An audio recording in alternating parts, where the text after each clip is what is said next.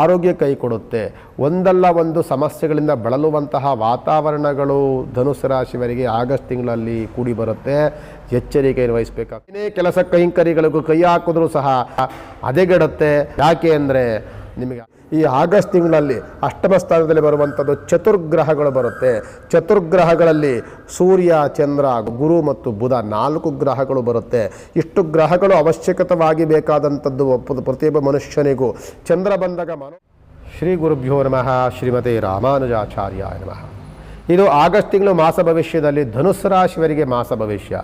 ಧನುಸ್ಸು ರಾಶಿ ನೋಡಿ, ಗುರುವಿನ ಬಲವನ್ನು ಕಳ್ಕೊಂಡಂಥದ್ದು ಧನುಸ್ಸು ರಾಶಿ.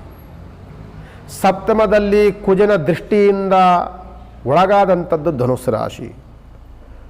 ಧನುಸ್ಸು ರಾಶಿಯವರಿಗೆ ಶನಿಯ ಯೋಗ ಫಲ ಚೆನ್ನಾಗಿದ್ದರೂ ಸಹ, ತಂದೆ ತಾಯಿಗಳ ಆಶೀರ್ವಾದ ಅನುಗ್ರಹ ಇದ್ದರೂ ಸಹ, ತಂದೆ ತಾಯಿಗಳ ಪ್ರೋತ್ಸಾಹ ಸಹಕಾರ ಸಹಯೋಗ ತುಂಬ ಚೆನ್ನಾಗಿದೆ. ಧನುಸ್ಸು ರಾಶಿಯವರಿಗೆ ತಂದೆ ತಾಯಿಗಳು ಎಷ್ಟು ನಿಮಗೆ ನೆರವಾಗಬೇಕು ಅಷ್ಟು ನೆರವಾಗ್ತಾರೆ.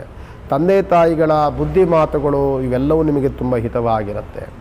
ಆದರೆ ಹೋಗ್ತಾ ಹೋಗ್ತಾ ಧನುಸ್ಸು ರಾಶಿಯವರಿಗೆ ಆರೋಗ್ಯದಲ್ಲಿ ವ್ಯತ್ಯಾಸಗಳಾಗುತ್ತೆ. ಆರೋಗ್ಯ ಕೈ ಕೊಡುತ್ತೆ.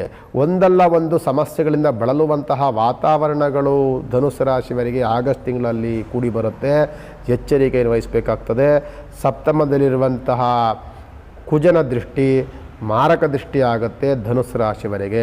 ಜೊತೆಯಲ್ಲಿ ಏನೇ ಕೆಲಸ ಕೈಂಕರ್ಯಗಳಿಗೂ ಕೈ ಹಾಕಿದ್ರೂ ಸಹ ಎಲ್ಲ ಕೆಲಸ ಕೈಂಕರ್ಯಗಳು ಸಹ ಹದಗೆಡುತ್ತೆ, ಕೈ ಕೊಡುತ್ತೆ.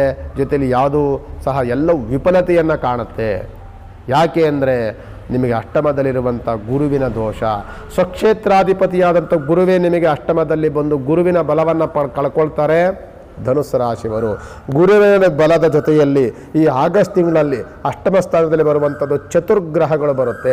ಚತುರ್ಗ್ರಹಗಳಲ್ಲಿ ಸೂರ್ಯ, ಚಂದ್ರ, ಗುರು ಮತ್ತು ಬುಧ 4 ಗ್ರಹಗಳು ಬರುತ್ತೆ. ಇಷ್ಟು ಗ್ರಹಗಳು ಅವಶ್ಯಕತವಾಗಿ ಬೇಕಾದಂಥದ್ದು ಪ್ರತಿಯೊಬ್ಬ ಮನುಷ್ಯನಿಗೂ. ಚಂದ್ರ ಬಂದಾಗ ಮನೋಕಾರಕ, ಮನಸ್ಸು ಚಂಚಲವಾಗುತ್ತೆ. ಮನಸ್ಸು ದೃಢವಾಗಿರಬೇಕು. ಮನಸ್ಸಿನಲ್ಲಿ ಉತ್ತಮವಾದಂತಹ ಒಂದು ದೃಢವಾದಂಥ ನಿರ್ಧಾರ ಇರಬೇಕು. ಮನಸ್ಸು ತುಂಬ ಅನುಕೂಲಕರವಾಗಿರಬೇಕು ಅಂತ ಅಂದಾಗ ಚಂದ್ರಗ್ರಹ ಚೆನ್ನಾಗಿರಬೇಕು. ಅದು ದೋಷದಲ್ಲಿರುತ್ತೆ ಧನುಸ್ಸು ರಾಶಿಯವರಿಗೆ. ಜೊತೆಯಲ್ಲಿ ರವಿಗ್ರಹ, ಸೂರ್ಯಗ್ರಹ ಕೀರ್ತಿ ಭಂಗವಾಗುವಂಥ ಸಾಧ್ಯತೆಗಳು. ಸೂರ್ಯ ತುಂಬ ಚೆನ್ನಾಗಿದ್ದರೆ ಕೀರ್ತಿ ಅಭಿವೃದ್ಧಿ ಆಗುತ್ತೆ. ಯಾವಾಗ ಸೂರ್ಯಗ್ರಹ ದೋಷದ ಬರ್ತಾನೆ ಕೀರ್ತಿ ಭಂಗವಾಗುತ್ತೆ ಧನುಸ್ಸು ರಾಶಿಯವರಿಗೆ. ಯಾರೋ ರಾಜಕೀಯ ವ್ಯಕ್ತಿಗಳಿದ್ದರೆ ಅವರಿಗೆ ಅವಮಾನಗಳಾಗುತ್ತೆ, ಸ್ಥಾನ ಪಲ್ಲಟವಾಗುತ್ತೆ. ಧನುಸ್ಸು ರಾಶಿಯವರು ಯಾರು ಕಲಾವಿದರಿದ್ದರೆ ಕೀರ್ತಿ ಭಂಗವಾಗುತ್ತೆ, ಅವಮಾನಗಳಾಗುತ್ತೆ, ಮಾಡುವಂಥ ಕೆಲಸ ಕಾರ್ಯಗಳಲ್ಲಿ ಅಡೆತಡೆಗಳಾಗುತ್ತೆ. ಅದರಿಂದ ಎಚ್ಚರಿಕೆಯನ್ನು ವಹಿಸಬೇಕಾಗ್ತದೆ. ಯಾರಾದರೂ ಉನ್ನತವಾದ ಸ್ಥಾನದಲ್ಲಿರುವಂಥ ಧನುಸ್ಸು ರಾಶಿಯವರು ಯಾರಾದರೂ ಪೊಲೀಸ್ ಕೆಲಸದಲ್ಲಿರುವಂಥವರು, ಉತ್ತಮವಾದಂಥ ಹುದ್ದೆಯಲ್ಲಿರುವಂಥವರಿಗೆ ಕೀರ್ತಿ ಭಂಗವಾಗುವಂಥದ್ದು, ಅವಮಾನಗಳಾಗುವಂಥದ್ದು, ಜೊತೆಯಲ್ಲಿ ಪ್ರಮೋಷನಲ್ಲಿ ಅಡೆತಡೆಗಳಾಗುವಂಥ ಸಾಧ್ಯತೆಗಳು ಧನುಸ್ಸು ರಾಶಿಯವರಿಗೆ ಸಿಗುತ್ತೆ. ಎಚ್ಚರಿಕೆಯನ್ನು ವಹಿಸಬೇಕಾಗ್ತದೆ. ಜೊತೆಯಲ್ಲಿ ಬುಧಗ್ರಹ ಅಷ್ಟಮದಲ್ಲಿ ಬಿದ್ದಾಗ ಬುದ್ಧಿ ಚಂಚಲವಾಗುತ್ತೆ. ನಾವು ಮಾಡುವಂಥ ಕೆಲಸ ಕಾರ್ಯಗಳೆಲ್ಲವೂ ಸಹ ಅಡೆತಡೆಗಳಿಂದ, ಜೊತೆಯಲ್ಲಿ ಒಂದು ರೀತಿಯಾದಂಥ ಕ್ರ್ಯಾಶ್ ಆಗುವಂಥದ್ದು, ಒಂದು ರೀತಿ ನಾವು ಮಾಡಿದಂಥ ಪ್ಲಾನ್ಗಳು, ನಾವು ಮಾಡಿದಂಥ ಕೆಲಸಗಳು ನಮಗೆ ಕೈ ಕೊಡುವಂಥ ವಾತಾವರಣಗಳಿಂದ ಕೂಡಿರುತ್ತೆ. ಅದು ಬುಧನಿಂದ ಆಗುತ್ತೆ. ಗುರುವಿನ ದೋಷದಿಂದ ಕೈ ಹಾಕಿದ ಕೆಲಸ ಎಲ್ಲವೂ ಸಹ ನೆಲೆಗುದಿಗೆ ಬೀಳುತ್ತೆ. ಎಲ್ಲವೂ ಸಹ ನಮಗೆ ಫೇಲ್ಯೂರ್ ಆಗುವಂಥ ಸಾಧ್ಯತೆಗಳಿರುತ್ತೆ. ಧನುಸ್ಸು ರಾಶಿಯವರು ಎಚ್ಚರಿಕೆಯನ್ನು ವಹಿಸಿ. 1 ಗ್ರಹವಲ್ಲ, 2 ಗ್ರಹವಲ್ಲ, ಕೊನೆಗೆ ಸಪ್ತಮದಲ್ಲಿರುವಂಥ ಕುಜನು ಸೇರಿ 5 ಗ್ರಹಗಳ ದೋಷದಿಂದ ಕೂಡಿರುತ್ತೆ. ಎಚ್ಚರಿಕೆಯನ್ನು ವಹಿಸಬೇಕಾಗ್ತದೆ.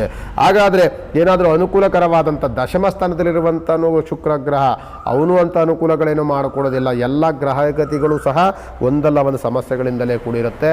ಧನುಸ್ಸು ರಾಶಿಯವರು ಎಚ್ಚರಿಕೆಯನ್ನು ವಹಿಸಬೇಕಾಗ್ತದೆ. ರಾಶ್ಯಾಧಿಪತಿಯಾದಂಥವನು ಗುರುಗ್ರಹ, ದೋಷದಲ್ಲಿರುವಂಥವನು ಗುರುಗ್ರಹವೇ. ಆದ್ದರಿಂದ ಈ ಶ್ರಾವಣ ಮಾಸದಲ್ಲಿ, ಈ ಆಗಸ್ಟ್ ತಿಂಗಳಲ್ಲಿ ಧನುಸ್ಸು ರಾಶಿಯವರು ಗುರುವಿನ ಪ್ರಾರ್ಥನೆ ನೋಡಿ. ಇದೇ ಆಗಸ್ಟ್ ತಿಂಗಳಲ್ಲಿ ಗುರು ಪೌರ್ಣಮಿ ಅಂತ ಬರುತ್ತೆ. ಆ ದಿನ ನಿಮ್ಮ ಕುಟುಂಬ ಸಮೇತರಾಗಿ ಮನೆಯಲ್ಲಿ ಸತ್ಯನಾರಾಯಣ ಪೂಜೆಯನ್ನು ಮಾಡಿಸಿ ಗುರುವಿನ ಧ್ಯಾನವನ್ನು ಮಾಡಿ. ವ್ಯಾಸರಾಜರ ಹುಣ್ಣಿಮೆ ಅಂತ ಬರುತ್ತೆ. ವ್ಯಾಸರಾಯರು, ಗುರುವಿಗೆ ಗುರುವಾದವಂತರು ವ್ಯಾಸರು, ವ್ಯಾಸ ಮಹಾಮುನಿಗಳು. ಅವ್ರನ್ನ ಪ್ರಾರ್ಥನೆ ಮಾಡ್ಕೊಳ್ಬೇಕು ಅಂದರೆ ಗುರು ಪೌರ್ಣಮಿ ದಿನ ನೀವೆಲ್ಲೇ ಇದ್ದರೂ ಸಹ ಧನುಸ್ಸು ರಾಶಿಯವರು ನಿಮ್ಮ ಕೈಲಿ ಮನೇಲಿ ಮಾಡಲಿಕ್ಕಾಗಲಿಲ್ಲ ಅಂತಂದರೂ ಎಲ್ಲಿ ದೇವಸ್ಥಾನಗಳಲ್ಲಿ ಸತ್ಯನಾರಾಯಣ ಪೂಜೆ ಮಾಡ್ತಿರ್ತಾರೋ ಅಲ್ಲಿಗೆ ಹೋಗಿ ಬನ್ನಿ. ಆ ದಿನ ಗುರು ರಾಯರನ್ನು ಪ್ರಾರ್ಥನೆ ಮಾಡ್ಕೊಳ್ಳಿ. ಜೊತೆಯಲ್ಲಿ ಗುರುವಿನ ಧ್ಯಾನವನ್ನು ಮಾಡಿ ಈ ಸಂದರ್ಭದಲ್ಲಿ ನಿಮಗೆ ಅನುಕೂಲಕರವಾದಂಥ ವಾತಾವರಣ ಮಾಡಲಿಕ್ಕೆ, ನಿಮ್ಮ ಕಷ್ಟಗಳನ್ನು ಪರಿಹಾರವನ್ನು ಮಾಡಿಕೊಳ್ಳಿಕ್ಕೆ ಆಗಸ್ಟ್ ತಿಂಗಳಲ್ಲಿ ಬರುವಂಥ ಗುರು ಪೂರ್ಣಮೇ ನಿಮಗೆ ಸೂಕ್ತ.